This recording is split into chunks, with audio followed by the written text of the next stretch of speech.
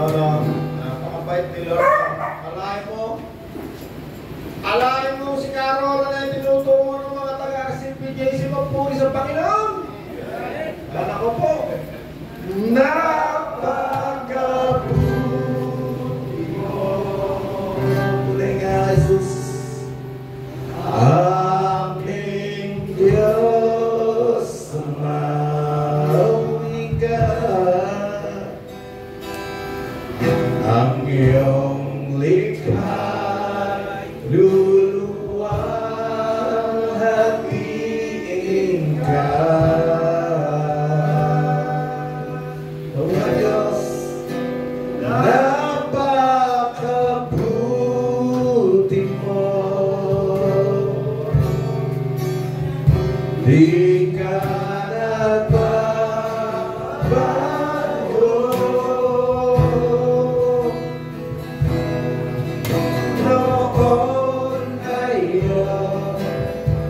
Kailan pa man sa buhay ko kapag palakpakan natin ang Panginoon. Hallelujah! Nakaupo na tayo. Tingnan natin sa langit ano ginagawa, ganyan din. Pupuri sila sa Panginoon. Titingnan natin yan ang ating topic ngayong umaga. Basahin natin ang Efeso 2:18. Yan, babasa natin kay Pastor Jose. 2:18. Efeso 2:18. Dahil kay Kristo. Dahil kay Kristo, tayo'y kapwa nakakalapit sa presensya ng Ama sa pamamagitan ng isang Espiritu. Sa makatuwid, hindi na kayo dayuhan o taga-ibang bansa, kundi kababayan ng mga hinirang ng Diyos at kabilang sa kanyang sambahayan. Amen. Hold. Naunawain natin maigi ha, kasi ang Panginoon, pag yan ay nagturo, kahit ikaw ay hindi nag-aral ng grade 1, maiintindihan natin lahat. Ano sabi rito? Dahil kay Kristo. Si tatay, ako, si Kuya Jose, si nanay, si Nanay Pachi. Ano pangalan nyo? Sige, sabihin mo yung pangalan mo. Tayo'y meron tayong magagawa. Tayo'y makakalapit sa presensya ng ating Amang Diyos. Ano ibig sabihin ng presensya tayo?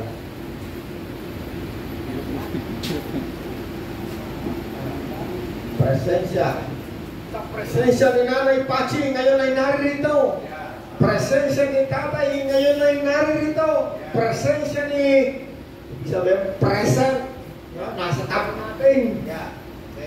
Sabi, dahil kay Kristo, tayo'y kapwa makakalapit sa presensya ng Ama sa pamamagitan ng iisang Espiritu. No, halos 6 na buwan, sa taon na yata. Sa taon na yata ang topic natin tungkol sa Espiritu. Ano? Yan, meron tayong bisita. Tulog po kayo.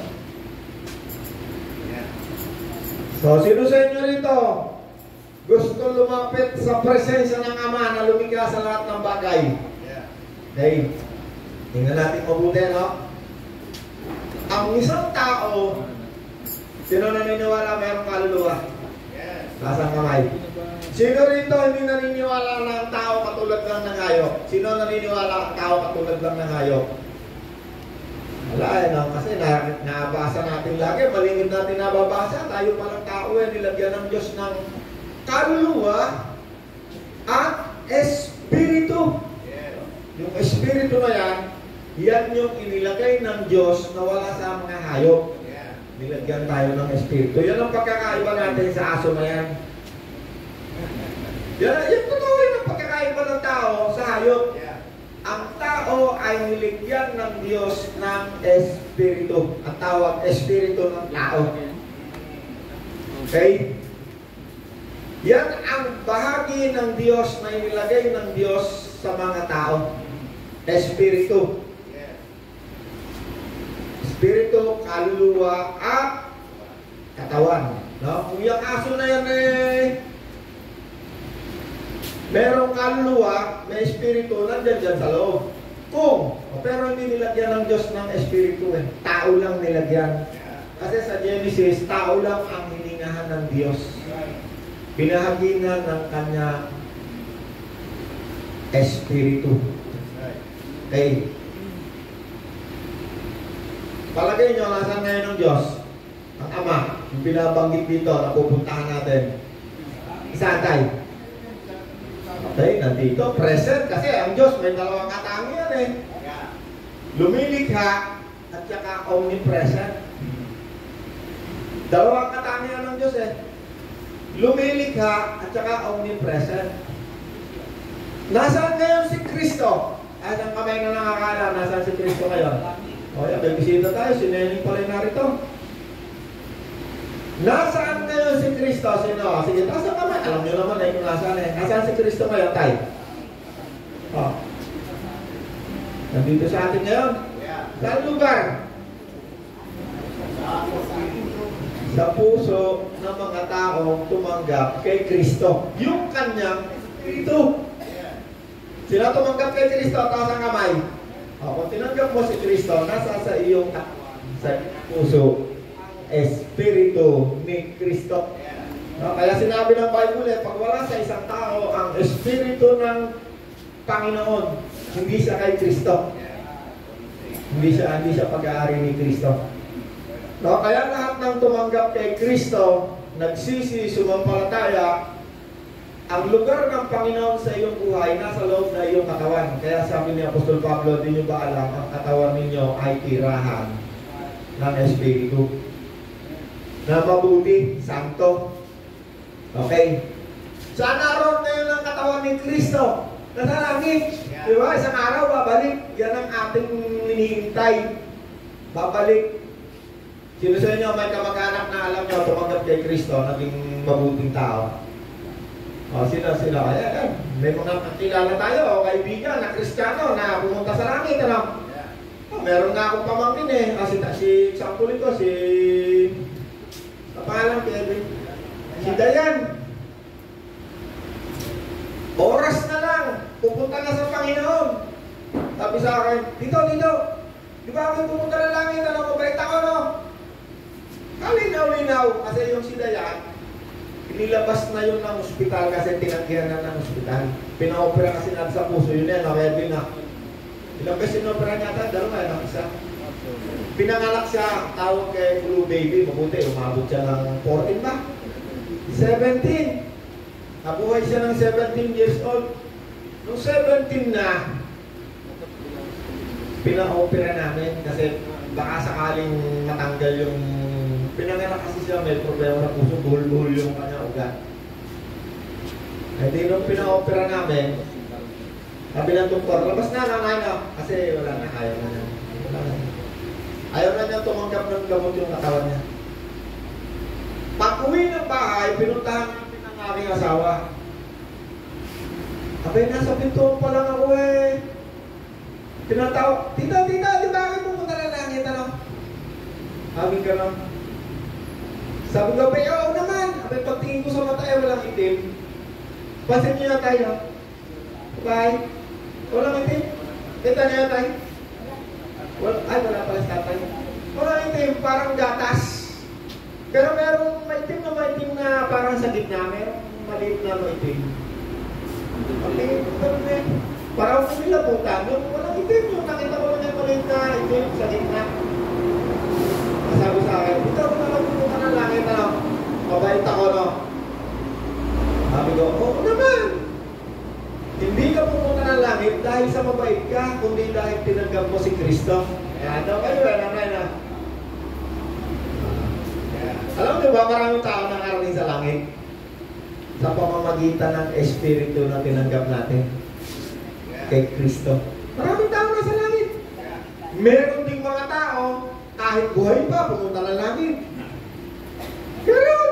Andito sa Bible si John the Revelator, yan ang babasahin natin ngayon kasi ito lang isang taong ito ang buhay pa, pero nakapunta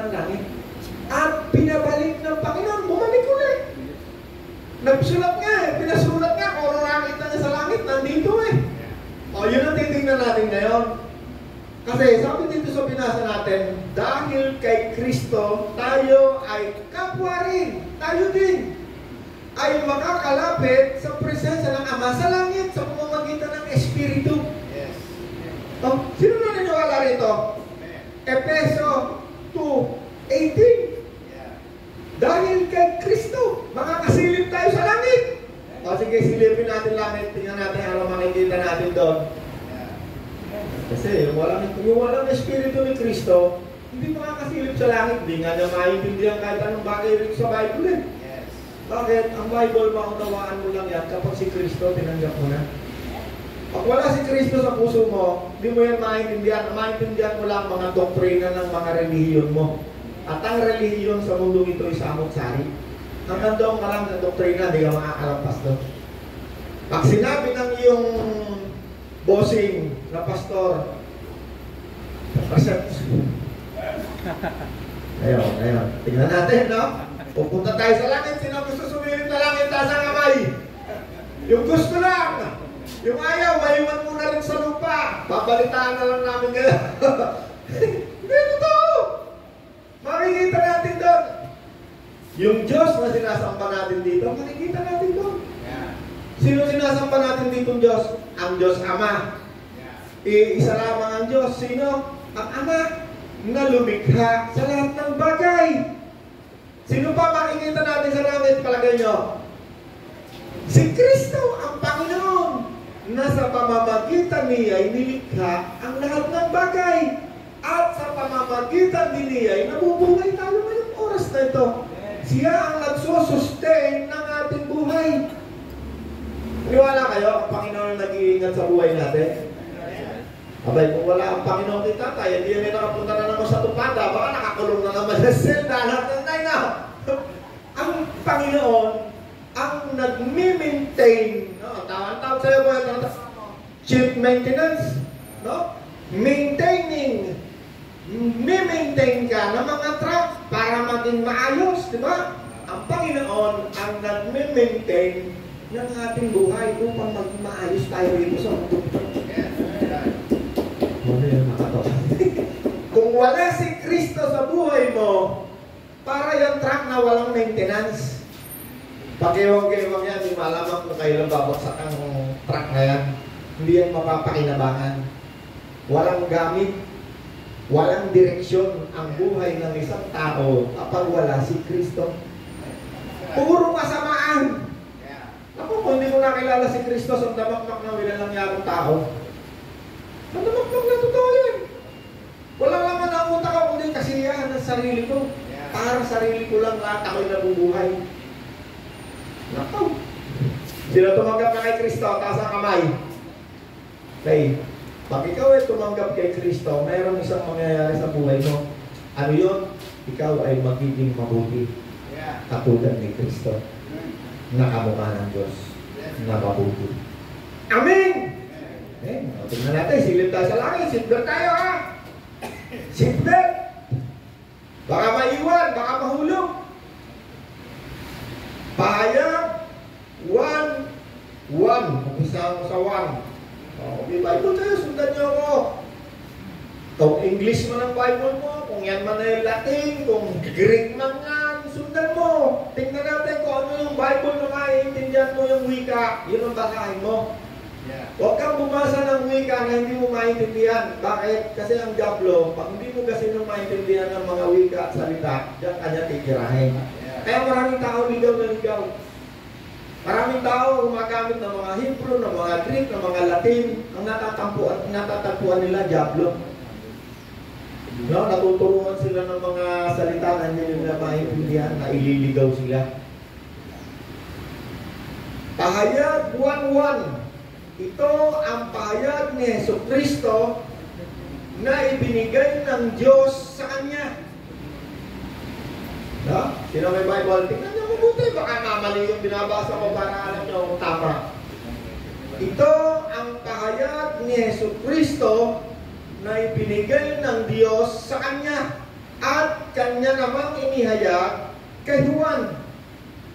na alipin niya sa pamamagitan ng anghel ng kanyang isinugo. Ang layunin ng paghahayag na ito ay ipakita sa mga alipin ng Diyos ang mga bagay na malapit nang mangyari. Okay, merong dahilan bakit ang Panginoon nagbibigay ng mga mensahe pahayag. Merong dahilan. Ang isang dahilan, no? Upang, ano sabi dito? Upang ipakita sa mga alipin, lingkod ng Diyos, ang mga bagay na malapit nang mangyari. No, may naulawan tayo, bakit ang Panginoon nagbibigay ng mensahe ng pahayag? Yes. Sino ang bibigyan na yan ng pahayag? O ng kapahayagan, o sino ang kanyang bibigyan ng revelation? Ang sabi rito, yung kanyang mga lingkod. Sino tumanggap na kay Kristo? Taas ang kamay. Ang isang tawag sa iyo, pag ikaw ay tumanggap na kay Kristo, ikaw ngayon ay maaari ng maglingkod sa buhay na Diyos. Kung wala si Kristo sa iyong buhay, sa iyong puso, wala kang karapatang maglingkod sa Diyos. Kailangan kayo? Pag wala si Kristo sa iyong buhay, hindi ka makakalapit, wala kang karapatang maglingkod sa Diyos. Pero dahil kay Kristo, makakalapit na tayo, makakapaglingkod. At ang makakalapit lamang sa Kanya ay yung Kanyang mga tinatawag na lingkod, alipin. Kaya ang isang tao tumanggap kay Kristo, ang tawag sa Kanya ay lingkod, alipin, tagasunod ni Kristo. Tayo ba tumanggap ka kay Kristo? Nasa sa iyo si Kristo? Dati kang masama? Tama ba? Lagi natin sila, alam natin lahat yan, patotoo natin yan eh. Ang isang taong tumanggap kay Kristo, meron niyan laging patotoo. Ano yun? Dati kang masama, ngayon, nagiging ka na mabuti, kamukha ni Kristo, na kamukha ng Diyos. Nagbabago na tayo. Anong dating ginagawa mo? Ngayon di na.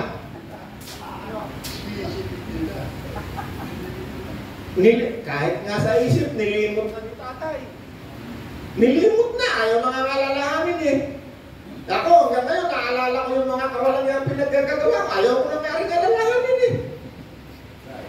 Pero ngayon, dahil kay Kristo, abay nakita nyo naman, nakakapaglid ako ng pagpupuri sa Panginoon.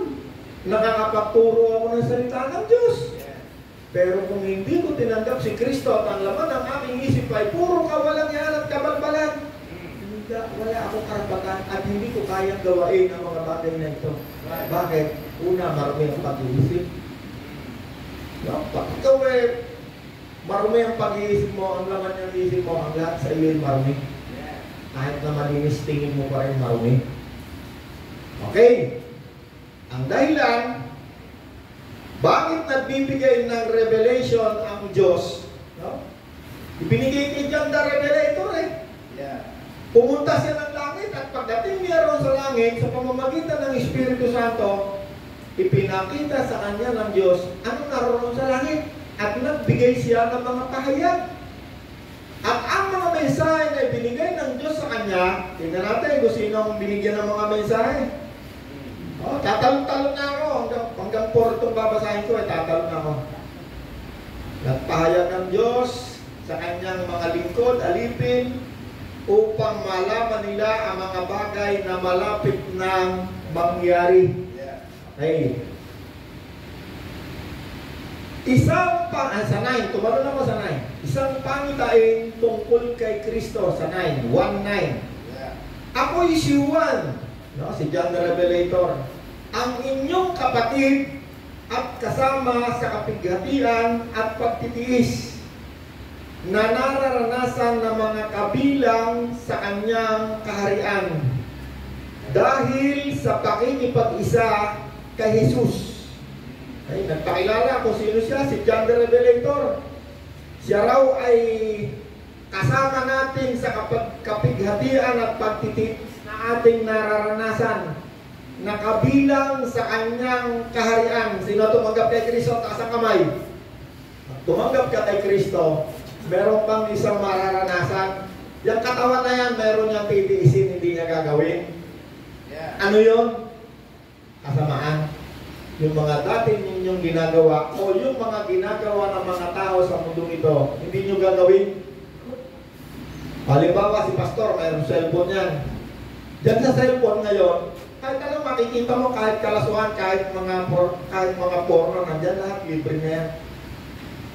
Pag ikaw ay tumanggap kay Kristo, yung manood lang ng malalaswa, hindi mo yan gagawin. Pipigilan mo yung katawan mo. Titiisin mo yan para ikaw hindi gumawa ng kasamaan. No? Sabi ni John the Revelator, ako'y katulad nyo rin na nagtiis. No? Pinaunawan tayo. Yung mga dating ginagawa ni tatay na nagsasabong ka, patay. Di na! Naninigarilyo ka, patay. Hindi na rin! Ayaw ko na, di ba? Eh kung kakayanin nga lang ng lahat tayo, alam ko, walang taong may gusto ng kasamaan eh. Kaya lang, may mga tao, hindi niya kayang tiisin, gusto niyang mag-enjoy, magpasasa. Tignan mo, nakita natin, nakarating na impyerno eh. Yung isang mayaman, nakarating na impyerno. Isang dahilan, bakit siya nakarating na impyerno? Sabi ng kanyang kausap, di ba't ikaw eh, nung nasa daigdig, nagpasasa na yung katawan mo, nagpasasa. Nagpasasa ka sa babae, nagpasasa ka sa lalaki, nagpasasa. Lahat ng kasamaan ginawa mo. Ikaw ay nagpasarap kasi lahat ng kasalanan, gusto yan ng katawan ni Parikoy. Parikoy, ano pangalan mo? Toto! Nakaw yung maglasing lang eh, kaya sarap-sarap niyan. Bakit eh? Nagiginom nga tayo dati tayo na magdamag eh. Bakit? Masarap kayo mag-inuman yung mag-alakakan kayo ng mga walang katuturang kwentuhan. No, magkatahan kayong karaoke na wala naman ka. Pero pag uwi mo, ubus ang pera mo, napabili ng pulutan, ng alak, pambaho ng anak mo, wala, naubos. Pag uwi mo, lasing-lasing ka pa, napasok ka pa sa bahay ng may bahay, nahambalos ka pa, nadimanda ka pa, may babayaran ka pa, hindi ka pa makauwi ng bahay, wala ko sa tabak na problema abutin mo. Totoo lang, hindi lang yan nalinawan ng isip. Kaya ang Panginoon may tawag sa kanya, liwanag, siya nagpapaliwanag sa madilim na pag-iisip. Hanggang hindi naliliwanagan yung isip mo, patuloy kang magpapasasa sa kasamaan, akala mo masarap, jalap-jalap. Pero huwag ka mamatay ka, bungi-bungi ka na, yung katawan mo, hindi ka malang makabili ng underwear ng asawa mo. Pag uwi ba, ano na, away kayo, wala na hanggang away. Hanggang isang araw, matagpuan mo si Kristo sa buhay mo. Magiging ka masaya. Katulad ko. Katulad ni Kuya Susan. Katulad ng mga taong tumanggap kay Kristo. Palakpakan natin ang Diyos kung gusto nyo. Hey! Noon ako ay papaliwanag muna ni John the Revelator paano siya nagpunta ng langit, saan lugar siya, anong ginagawa niya. Revelation 1:9, ako'y si Juan, ang inyong kapatid na kasama sa kapighatian at pagtitiis na nararanasan ng mga kabilang sa kanyang kaharian. Lahat na tumanggap kay Kristo, kabilang tayo sa kaharian ng Panginoon. Bakit? Ang Panginoon natin ay hari ng mga hari. Eh wala namang hari na walang pinagaharian. Ang pinagaharian ng ating Panginoon ay tayo. Lahat ng taong tumanggap kay Kristo, tayo'y kabilang sa kaharian ni Kristo. Amen? Kaya ang tawag sa atin, mga anak ng hari. Okay. Tanawa ko. Noon, ako'y nasa isla ng Patmos sapagkat ipinangaral ko ang salita ng Diyos. Parang pala ito si Kuya Sosen. Bakit siya napunta ng Patmos? Sapagkat ipinangaral ko ang salita ng Diyos at nagpatotoo ako para kay Jesus. Alam mo yan si John the Revelator na yan, kaya yan nandiyan sa Patmos. Yan ay hinuli ng imperyo ng Roma. Sa history book, meron nakalagay na siya ay sinintensya ng kamatayan. Ang kaya lang, hindi siya mamatay-matay. Meron pa nga sa history book, hindi natin alam, pag history nila niya lang kung ito ay totoo o hindi. Pero, considering na ito ay nangyari nga. Dahil siya nangangaral ng salita ng Diyos, bawal. panahon na yun, lahat ng apostol kasi pinatay eh. Ang pumatay sa kanila, religion nila. Merong nilagari daw, no? Pero hindi nakalagay sa Bible, pero sa history book, meron eh. Yung mga historia na pangalan, si Josephus, mga historia, may mga libro eh. Nakalibro.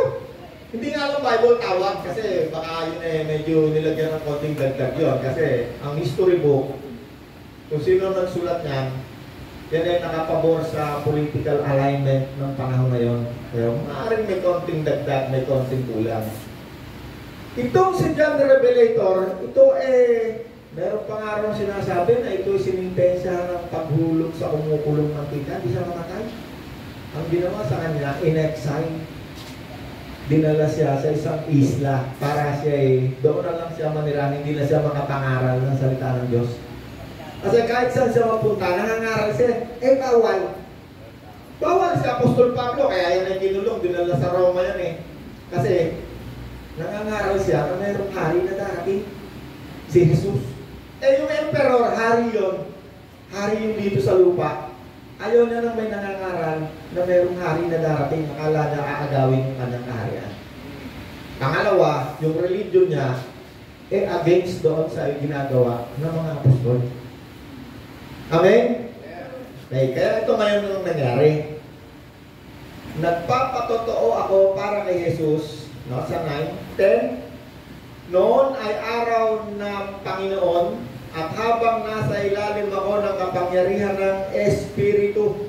No, yan yung sa taon na yan natin pinag-uusapan ito eh. Tungkol sa Espiritu Santo. No, yung ibang tao nga, ginawa ng Diyos ang Espiritu eh. No, kasi may mga pagkakataon, si Pedro, pag yan ay nagpapagaling, si Pablo, pupunta yan sa mga lugar-lugar. Pag nakita ng mga tao, gumaling yung mga tao, abay gagawin silang Diyos, abay Diyos ika yan. Alam niyo ang mga tao dahil sa gusto mong makilala ang Diyos, pag nakakita ng ibang bagay na hindi nila kayang ipaliwanag, abay gagawin na nilang Diyos. Natandaan niyo, si Pablo ba ito, si Pedro, sapat siya sa isang isla, pupunta na sila ng Roma eh. Nasira yung bangka. Pablo, yung kanyang nag-init sila kasi malamig. Ang ginawa nila, mayroong mga kawayan. Pag ganyan niya, may ahas, tinukayan yung kamay niya. Abay dito mga tao nakakita na patay ka, napakasama siguro yung tao niya. Alam mo ka nakaligtas na sa bagyo tinukapan pa ng cobra. Hindi naman namatay. Sabi ng mga tao, naku, Diyos yan, ika Diyos. Nagdala sila ng mga handog, mga bulaklak, mga yung mga handog nila sa Diyos.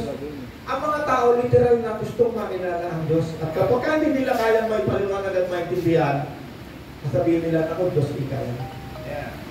At titingnan natin din sa langit kung makikita natin itong ating pinag-uusapan na kasi pinig na lang tayo, baka mahulog ang inyong mga puwit sa silya. Sa 11. Bata ka, sama ako. Sa 10? 10. Noon ay araw ng Panginoon at habang nasa ilalim ako ng kapangyarihan ng Espiritu, narinig ko mula sa labang nasa kapangyarihan ng Espiritu. Sino sa inyo naniniwala meron siyang Espiritu ng Diyos? Ikaw tayo. Espiritu ni Kristo. No? Kapag wala sa isang tao ang Espiritu ng Diyos na siyang muling bumuhay kay Jesus. Nalabasan niyo yung verse na ano? Sino ang bumuhay kay Jesus? Espiritu ng Diyos. Okay, tuloy natin. Sana ba ako? Habang nasa kapangyarihan, nasa ilalim ako ng kapangyarihan ng Espiritu, narinig ko mula sa aking likuran ang isang malakas na tinig na parang tunog ng trompeta. Sabi niya, isulat mo sa isang aklat ang iyong nakita at ipadala mo ito sa 7 iglesia. Sa Efeso, iglesia sa Efeso, iglesia sa Esmirna, Pergamo, Tiatira, Sardis, Philadelphia, Laodicea. Merong mensaheng kailangan sulat at ipapadala. Okay, titingnan natin kung ano yung mga sulat na yan. At titingnan din natin kung naandyan ba yung iglesia na nagkakatipon doon sa Tansa at sa Nobileta. Bakit hindi na natin meron? Meron, talagang meron.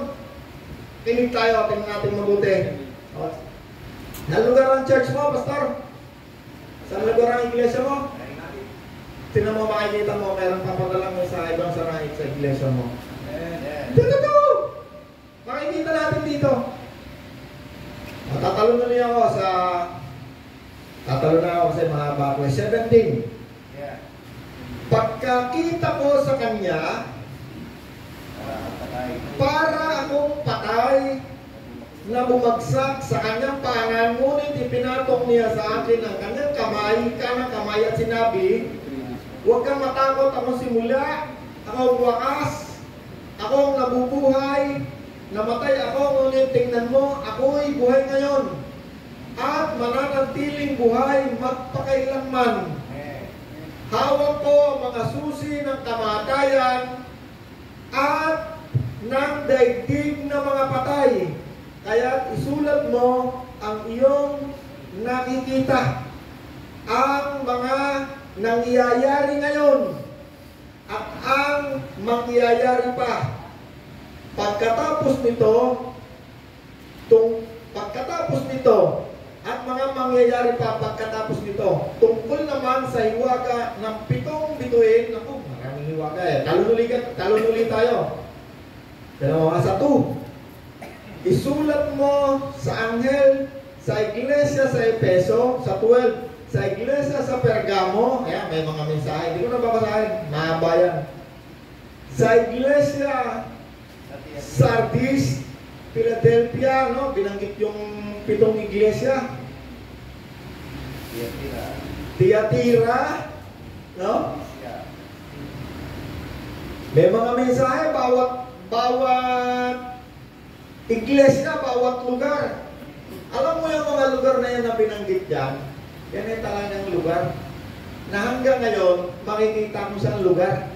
Meron dyan ay nasa part ng Syria, meron dyan ay nasa part ng talagang lugar. At yan ay mga lugar talaga, mga talagang unang-unang mga taong mananampalataya. Ang tawag sa isang taong nagtitipon sa isang lugar na regular na nagtitipon, ang tawag iglesia. Kaya si Pablo, minsan pag sumusulat yan, kamusta mo ako sa iglesia na nandiyan katipon, sa bahay, hindi ganito, hindi ganon.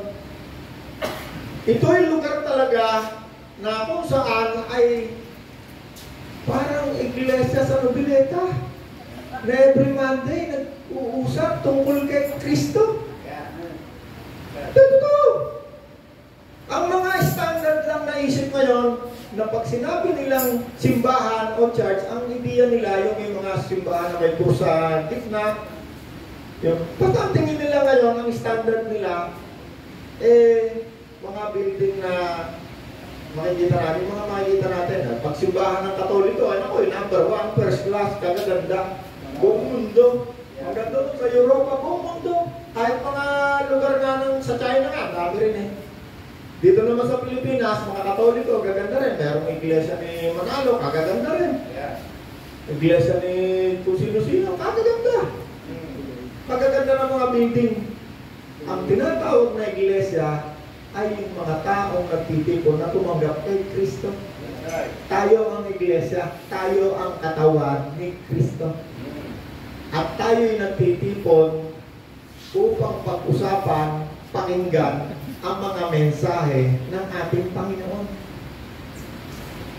Hindi naman tayo nagtitipon dito para pag-usapan natin si Governor, si Mayor na tayo.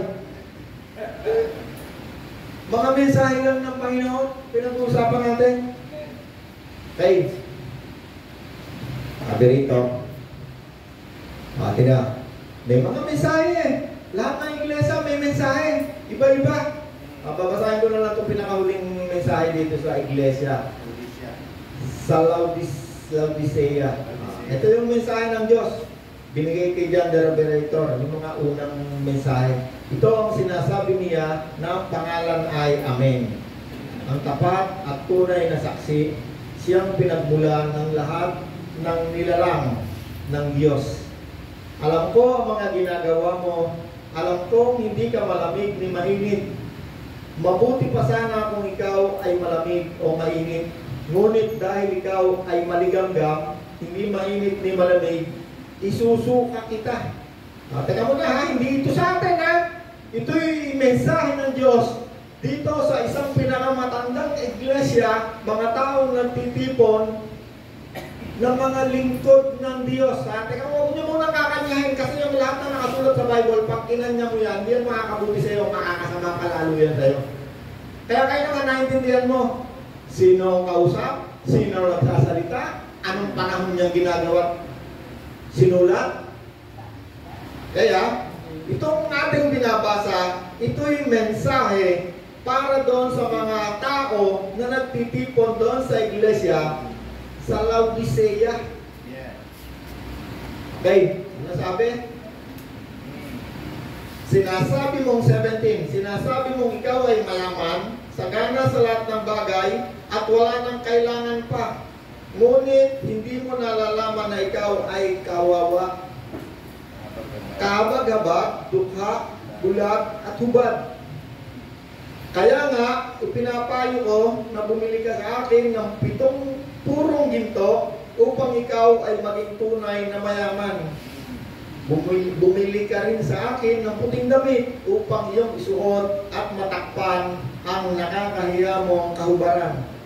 Bumili ka rin sa akin ng gamot na ipapahid sa iyong mata upang ikaw ay makakita. 19. Sinasaway ko at pinapalo ang lahat ng aking minamahal, kaya maging masigasig kayo. Pagsisihan mo, talikuran ang iyong mga kasalanan. Tingnan mo, nakatayo ako at kumakatok sa pintuan, kung di rin giniluman ang aking tinig, at bubuksan ang pinto, papasok ako at kakain akong kasaluniya. Okay. May mga mensahe, ano? Ano sabi rin sa mga taga-Laodicea? Abay, akala mo ikaw ay mayaman, pero hindi. Sabi sa kanya eh. Ikaw ay kaawa-awa. Nabulag siya. Maaring itong mga taong ito sa Laodicea ay mga taong mauulad sa bisik sa material na bagay. Kaya't siya ay binigyan ng mensahe para sa kanila. Hindi pare-pareho eh. Iba-iba. Doon naman sa iba, mayroong sinasabi na dati ikaw ay mainit na mainit sa paglilingkod sa akin. Pero ngayon, sabi niya, hindi na. Manumbalik ka sa dati mong pagmamahal sa akin. May mga mensahe direkta. Mga detalyadong direkta. No, maaaring itong mga taong ito, dati, talaga naman pumupuri sa Panginoon eh, gano'n na lang at talagang masigasig sa pagtitipon, pero nagbago. Naniwala kayo may mensahe sa atin sa Noveleta? Saan ang church no? Church mo. 13? May mensahe sa iyo ang Diyos. Ikaw saan ang church mo? Sa 13? Kembot na lang. Tapos na ang simbahan. Napakaganda na ng simbahan ito. Nasa gitna ng pabahay ng gobyerno at maraming mga kaluluwa ang nakakarinig ng salita ng Diyos at nagpupuri sa Panginoon katulad natin. Napakaganda sa Diyos. No? Sino mo may mensahe sa iyo ang Panginoon? Tingnan mo mabuti ha, makinig tayong lahat ha. Ito ang mensahe ng Diyos sa mga iglesia na nagkakatipon sa Tres Madres, sa Noveleta, sa Tansa, sa Naik. Pakinggan niyo mabuti ha. Ang sabi ang mensahe, ito ang mensahe turuan mo ang iyong mga kapatid sa pananampalataya na ilaan ang kanilang sarili sa paggawa ng mabuti upang makatulong sila sa mga nangangailangan at maging kapaki-pakinabang. Ano mo, mensahe yan ha? Mensahe yan sa atin ha? Mensahe sa iyo yan, Pastor. Pastor Robert ha? Ang sabi ng mensahe sa iyo ng Panginoon, turuan mo ang iyong mga kapatid sa pananampalataya. O meron pa, sapagkat ikaw, tayo'y nilalang ng Diyos, nilikha sa pamamagitan ni Jesus upang iukol natin ang ating buhay sa paggawa ng mabuti. Sapagkat yan ang layunin na pinili ng Diyos para sa atin noong una pa man. Anong mensahe ng Diyos? Para sa mga para sa mga pastor, para sa mga kapatid. Turuan mo sila. No? Nakasulat yan sa Revelation, sa Tito 3:14, at saka sa Efeso 2:10. Yan ang mga mensahe ng Diyos sa kanyang mga alipin, mga lingkod. Ano sabi? Number 1, turuan mo silang gumawa ng mabuti. Turuan mo ang iyong mga kapatid na gumawa ng mabuti. Oh, sige, basahin mo nga, Kuya Soseng, kung yun nga sinasabi sa mensahe natin ngayong umaga. Kasi ang Panginoon, pag yan yung naglagay yan ng mensahe, hindi kailangan na napakaraming salita. Isang salita lang ng Panginoon, pag galing yan sa Panginoon, sapat yan para tayo'y maging mabuti. Yeah, that's right. Pakibasa mo kaya sa Tito 3:14 at saka Efeso 2:10. Ito muna 3:14. Sabi rito, turuan mo ang ating mga kapatid sa pananampalataya na ilaan ang kanilang sarili sa paggawa ng mabuti upang makatulong sila sa mga nangangailangan at maging kapatid-pakinabang. Ephesians 2:10. Kung ano tayo ngayon ay gawa ng Diyos at sa pakikipag-isa natin kay Kristo Jesus, ay nilikha niya tayo para sa mabubuting gawa na inihanda niya noong una pa man upang gawin natin. Amen. Tignan niyo ang mensahe ng Diyos, no? Ang Diyos, pag nagbigay ng mensahe, sigurado makikita mo sa Bible. Yeah. Alam niyo, nung binabasa ko yung Revelation, sabi ko, bakit walang mensahe sa mga simbahan ngayon, sa mga church? Abay, nagbigay ng mensahe. Abay, nakita ko yung mensahe na sa Bible nakasulat. Ang Espiritu Santo, pag yan ay nagsalita sa'yo, hindi yan magkukomplete sa Bible. Nandiyan dyan yan. Makikita mo yan dyan. Naka-align. Hindi pwedeng magkasalungan. Okay, tingnan pa natin ano meron sa langit, ha? Pinakita na ng Diyos ano meron sa langit. Ng kay John Revelator. Pahayag 4. Alam mo kung hindi ka naniniwala na ito ang nasa langit, pag ikaw ay umalis dyan sa katawan mo na yan, lahat ng babasahin ko ngayon makikita mo sa langit. Yeah. At makikita mo rin sa langit ang Diyos na sinasamba natin. Ang Panginoong Yesus at ang kanyang Ama. Yun lang dalawa ngayon makikita mo, wala nang iba. At yung ibang mga nilalang na mga sumasamba sa kanya. Tingnan natin Revelation chapter 4. Nakakakilabot itong basahin eh. Pag wala sa iyo si Kristo, hindi mo kayang basahin ito. May takutan ka at wala kang maunawaan na kapiraso. Pahayag chapter 4, pagkatapos kong masaksihan ang mga bagay na ito, nakita ko sa langit ang isang bukas na pinto at narinig ko ang tinig na parang tunog ng isang trompeta na ang sabi sa akin, umakyat ka rito at ipapakita ko sa iyo kung ano pang mga mangyayari pagkatapos nito. At agad akong napuspos ng Espiritu. Kung wala ang Espiritu, wala tayong maintindihan, wala tayong maunawaan, wala tayong mapupuntahan.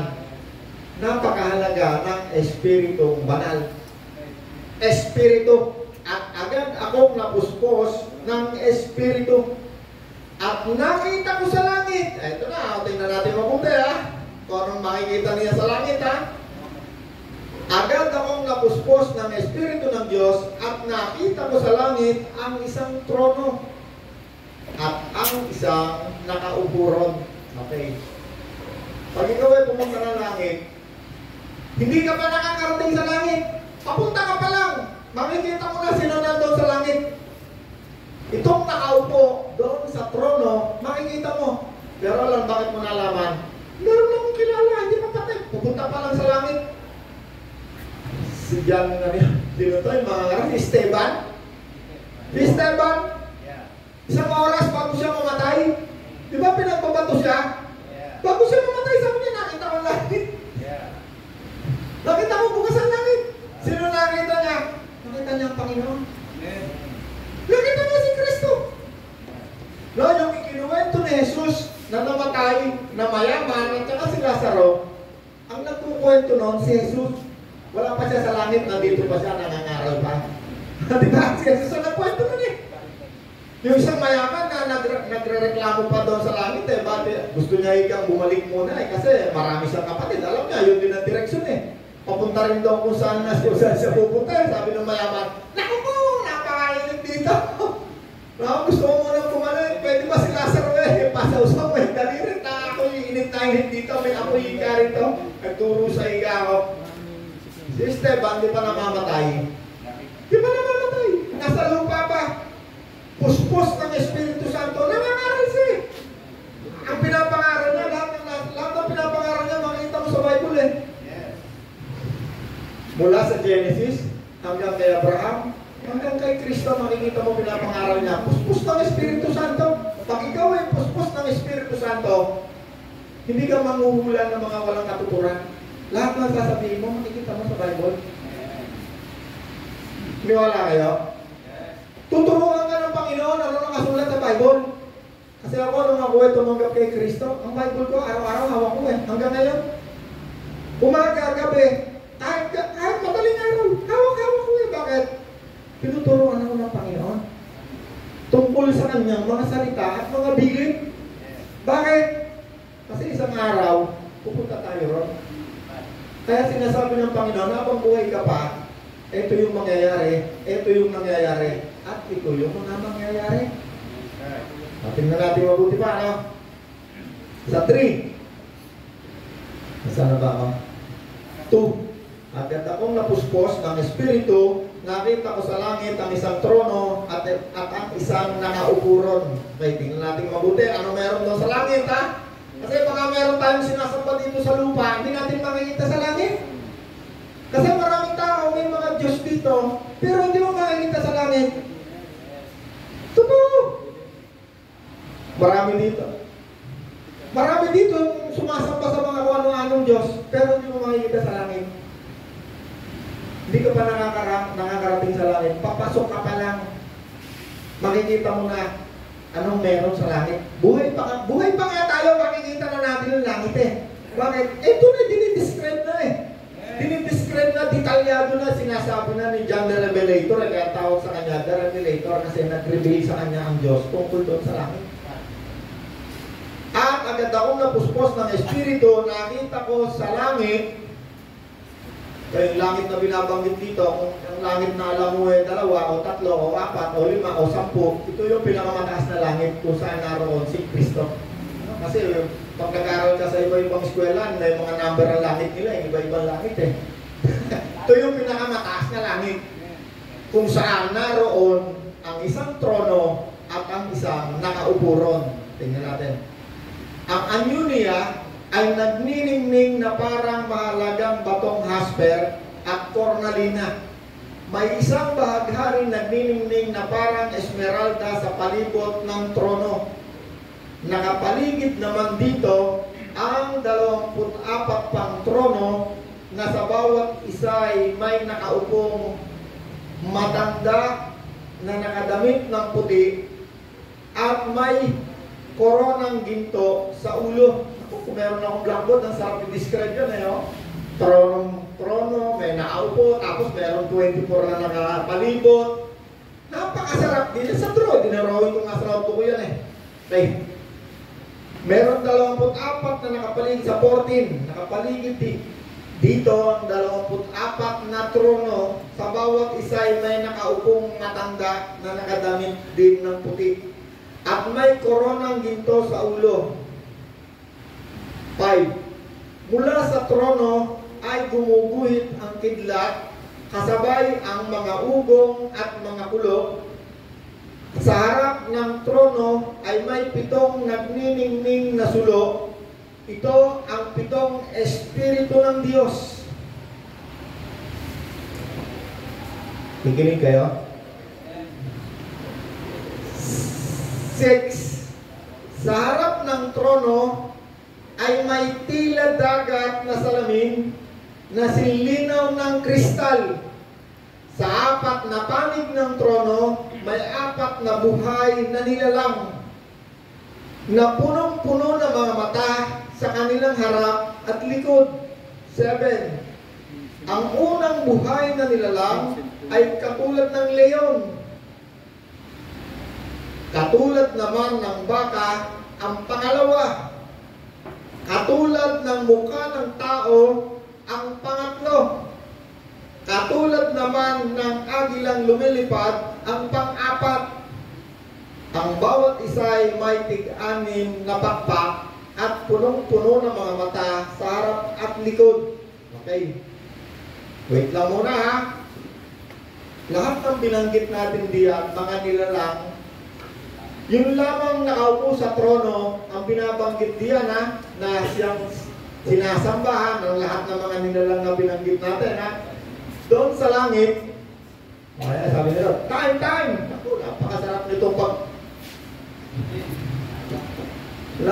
napakasarap nitong limi-limiin. Bakit? Ito matatagpuan mo sa langit, papunta mo sa langit. Kung ayaw mo sa langit, ito kasi impyerno, wala ka namang pupunta. Pag alis mo sa katawan na yan, wala ka namang pagpipilian eh. Katotoo lang, habang nandiyan ka sa katawan na yan, ikaw pipili kung saan ka pupunta. Pupunta ka sa langit o pupunta ka sa impyerno, ikaw ang papasya.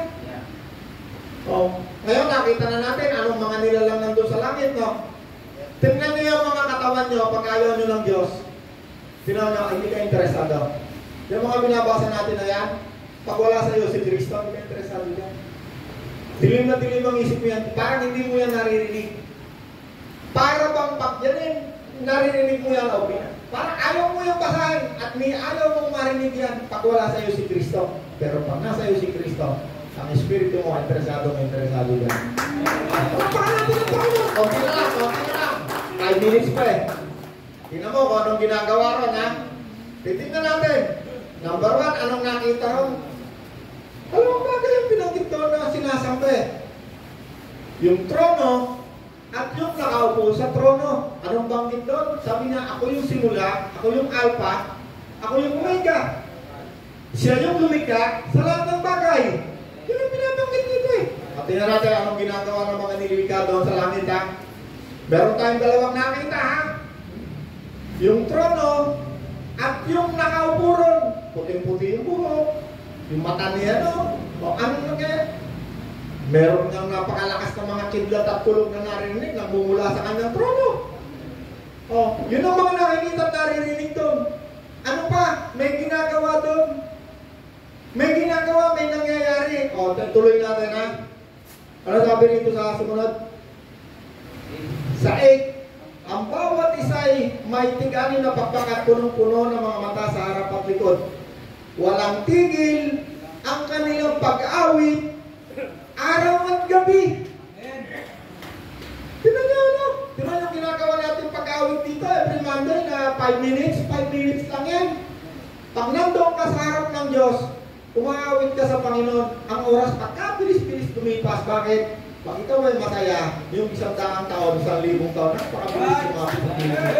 So wait lang, sige, palakpakan natin ng Diyos. Meron kang ginagawa ron. May ginagawa. Basahin ito kaya Lord. Oh, sa English, no? English ba yun sa'yo? Tingnan natin. Meron ginagawa sila. Lahat ng nilalang sa langit, anong ginagawa? Sumasamba sila doon sa trono. Anong sinasabi? Rod, basahin mo. Banal! Holy! Holy is the God Almighty who was and is to come. Alright. Tignan mo, no? Anong ginagawa nila? Sumasamba. Anong nakita? Dalawang bagay. Yung trono at yung nangapurong. Anong sinasabi? Holy! Banal! Yeah. Sino yung banal? Meron siyang pinatutungkulan eh. Is the Lord God Almighty. God Almighty. Amen. No, sino ang sinasamba? Ang Panginoong Diyos. Yeah. Tingnan niyo, magkasama na yung Panginoon, no? Yeah. Ang Ama at ang Panginoon. Yeah. Magkasama sila. Sinasamba. Yeah. Ano sabi sa kanila? Sino sila? Holy. Banal. Holy. Banal. Wala namang ibang Diyos makikita dyan eh. Hindi katulad ng mga lalaking religion dito. Tatlong Diyos nila sa langit. Hindi mo naman makita. Hindi mo makita yung isa. Bakit? Sino yung sinasabing holy, banal? Si Kristo. Yeah. At ang kanyang Ama. Amen. Wala doon nakaupo sa trono na ang tawag God the Holy Spirit. Wala. Sino yung Holy? Ang Diyos mismo. Si Kristo. Ang tawag kay Kristo ay Panginoong Diyos. Yeah. Tignan nyo, before si Kristo bumaba dito sa langit, ang tawag sa Diyos, Panginoong Diyos. Bakit? Magkasama sila, hindi sila nag-iwalay. Nung bumaba si Kristo dito sa lupa, ang tawag sa kanya, Panginoon. Siya ang tagapagligtas. Nung umakyat siya sa langit, umupo siya sa trono. Sinasamba siya ron. Magkasama sila. Ang Panginoon at saka ang Ama, hindi nag-iwalay yan. Mula nung siya lumikha sa pamamagitan ng ang Diyos ang lumikha sa lahat ng bagay sa pamamagitan ni Kristo nilikha ang lahat ng bagay sa pamamagitan ng salita. At ang salita ay nagkatawang tao. At bago magsalita si Kristo, ang Espiritu ng Diyos ay bumaba. Magkasama na naman sila.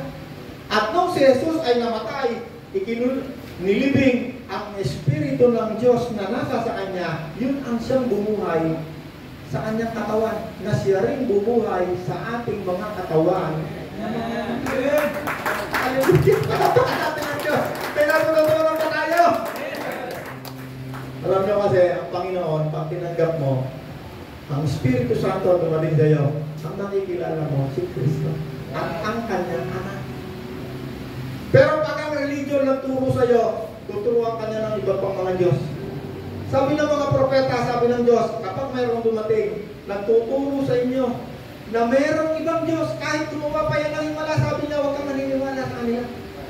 Iisa lamang ang Diyos. Ang lumikha sa lahat ng bagay, iisa lamang ang Panginoon. Sa pamamagitan niya ay nilikha ang lahat ng bagay. At sa pamamagitan din niya ay nabubuhay tayo ngayon. Amen! So yung banal na Espiritu, meron lamang siyang pinatutungkulan kung sino, identity ni Kristo. Pag tinanggap mo si Kristo, ang tawag sa iyo ay banal, holy, banal na tao. Hindi ka banal na Diyos. Hindi ka banal na Diyos. Ikaw ay banal na tao. Katulad rin ni Kristo at ng Ama na doon sa langit siya ay sinasamba at merong sinasabi ang mga sumasamba. Holy, banal, banal. Ibig sabihin, mabuti, katulad rin ng assignment natin ngayon sa mga iglesia na sinasabi ng Espiritu, turuan mo ang mga kapatid sa pananampalataya na sila'y maging mabuti, holy, kamukha ko. Banal. Amen! Hallelujah! Woo! Alam niyo, ang salita ng Diyos, yan ay parang binhi. Pag yan ay inilaglag ng Diyos, kinain mo yan. Pag alis mo rito, aagawin niya ng diablo. By force, tutukain niya ng diablo. Dili-dilihin mo ang salita ng Diyos, di ka maliligaw. Ang salita ng Diyos, yan ay hinalintulad sa isinasabog ng Diyos sa mga lupa na matataba. Kung ikaw ay matabang lupa, pag kinain mo yan, bunga yan isang araw, bubunga ka ng mga kaluluwa ikaw. At 10, 50, 100 na mga kaluluwa magiging bunga nyo. Kapag tayo'y kumain ng tunay, puro, malinis na salita ng Diyos. Amen? May natutunan tayo? Na